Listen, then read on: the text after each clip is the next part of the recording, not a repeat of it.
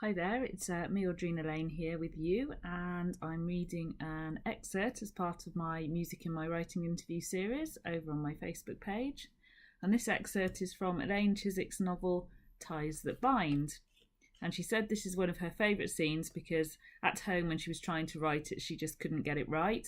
And then she packed her laptop up and went and sat in the car down by the seafront and watched the waves. And in those 2 hours that she was down there, it miraculously came to her. So I'm glad about that, really. So I hope you enjoy this. It's from chapter 13. Le Bernardine is located on West 51st Street. It's not that far from Gabrielle's apartment, but at his insistence, we take a cab. The restaurant is magnificently exclusive, and it takes all my willpower not to spend the whole evening with my mouth open, staring at the grandness of it all. Within moments of walking through the door, Gabrielle and I are shown to our table and handed a menu each.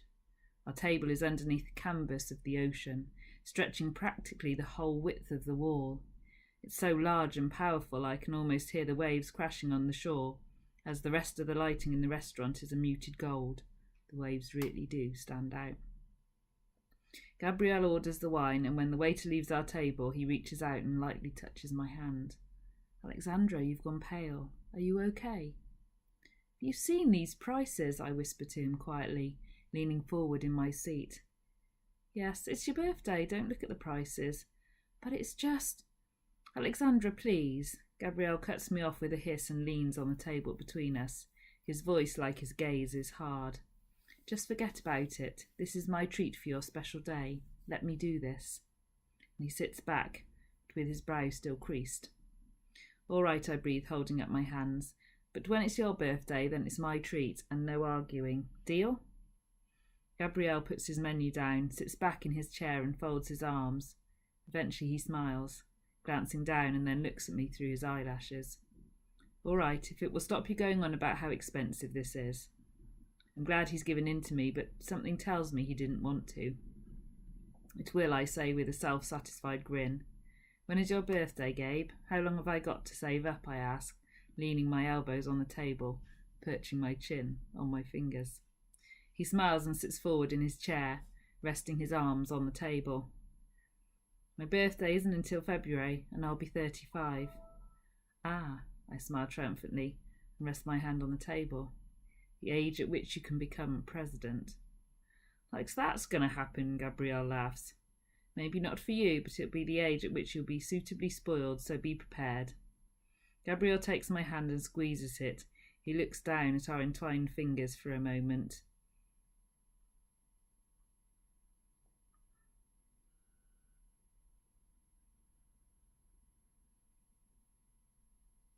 "Absolutely. The sooner you realise it, the better," I answer with a grin. Gabrielle nods in resignation and changes the tack. "So what would you like to eat?"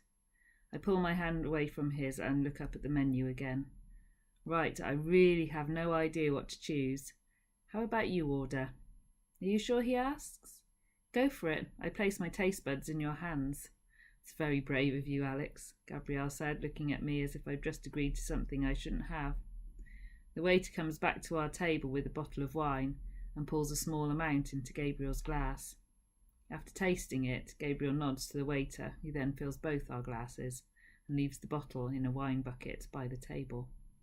He returns a few minutes later, and Gabriel orders our meals. For starters, he orders fin tuna on a toasted baguette with chives and extra virgin olive oil for me, and Nantucket Bay scallops with lemongrass for himself. The tuna tastes divine, but I can't bring myself to try the foie gras. Gabrielle offers me a scallop to taste and laughs at me when I pull a funny face. "Ugh," and I shake my head. Not keen on that. "Not to everyone's taste, I'll admit. That much," Gabrielle says, pouring us both more wine, and laughs as I gulp mine down in an attempt to get rid of the taste in my mouth.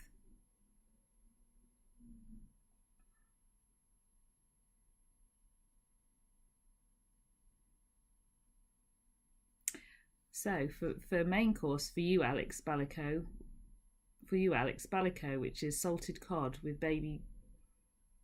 Sorry, I can't read this. And a miso dashi vinaigrette. And what are you having? I asked, watching the waiter put a far more interesting-looking plate down in front of Gabrielle. Charred octopus with green olives, black garlic and a sun-dried tomato sauce. I scrunch up my nose. Yours looks lovely. Can we swap? I ask, putting on my best "it's my birthday" face. You don't like scallops, but you like octopus? Gabrielle asks. Absolutely, I smile. Gabrielle rests his chin on his thumb and forefinger for a minute, then shakes his head and swaps our plates, much to the amusement of the people sat at the next table. The octopus tastes lovely, not rubbery at all, and the sun-dried tomato sauce reminds me of the meal I cooked for Gabrielle a few weeks ago. Now this is really nice, I say, just to rub it in. Gabrielle shakes his head at me, but laughs. Yeah, I was looking forward to it myself. I'm sorry, Gabe. I promise I won't ask to swap the next course, I say apologetically, and give him my sorry eyes. Gabrielle smiles back at me, shaking his head at the same time, and we finish our main course. The waiter brings another bottle of wine and tops up our glasses. He takes away our plates and comes back with the next course. Ooh, red snapper, I exclaim. Now this I will like, I say, looking at Gabrielle and smiling like a child on Christmas morning. The red snapper had come baked in a citrus rosemary palitote with lemon mashed potato and jus. Gabrielle looks longingly at my plate as the waiter gives him his crispy bass with roasted shallots, acorn squash and Peruvian chichi sauce. I think I should have ordered that for myself too, he says, looking wistfully at my food. Would you like to swap? I ask quietly, hoping he says no.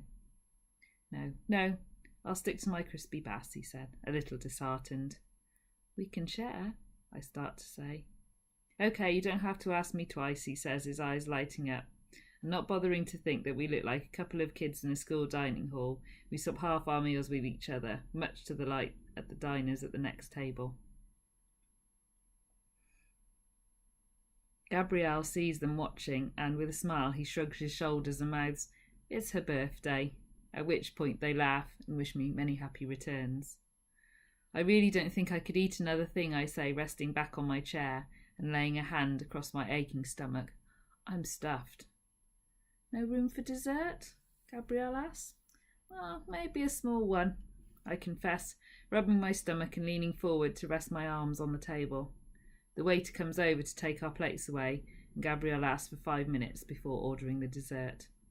The waiter accepts his request with a polite nod and heads towards the kitchen, leaving Gabrielle to refill our wine glasses. I really enjoyed the meal, Gabrielle. Thank you. He nods, leans on the table and takes my hand in his, rubbing over my knuckles with his thumb. He opens his mouth to say something, but instead looks down at my hand in his. I pick up my wine glass and take a drink, just as Gabrielle decides to speak. Marry me. Did I just hear that right?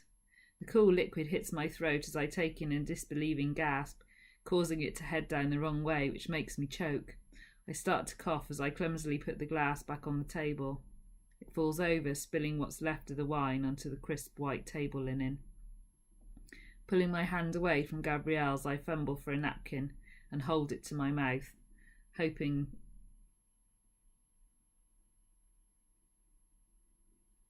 my coughing will stop while Gabrielle picks up my glass.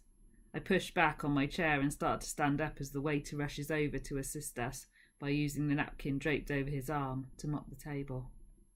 Are you okay? Gabrielle asks, flustering around the table, trying to help with the clean-up. Alex? While the waiter is still clearing the table in readiness for new linen, I stand up and Gabrielle stands up too. I can sense the wide eyes of the diners around us burning into me, and the sight of the ocean canvas on the wall which now fills my view makes me feel unexpectedly seasick. I'm so sorry, I croak to the waiter. Just, can you give me a minute, please?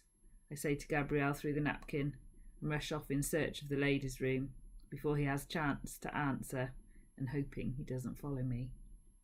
Once in the plush facilities, I head straight into a cubicle, lower the toilet lid and sit myself down with my head in my hands.